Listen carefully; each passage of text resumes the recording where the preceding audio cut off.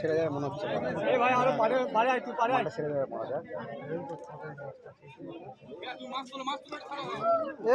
মাছটা তোলো ওইটা থাক।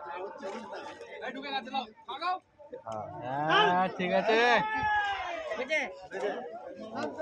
বিশাল মাল আছে, বিশাল মাল আছে, বিশাল মাল আছে, 4 কেজি 5 কেজি 5 কিলো এখন বললাম 5 কেজি এটা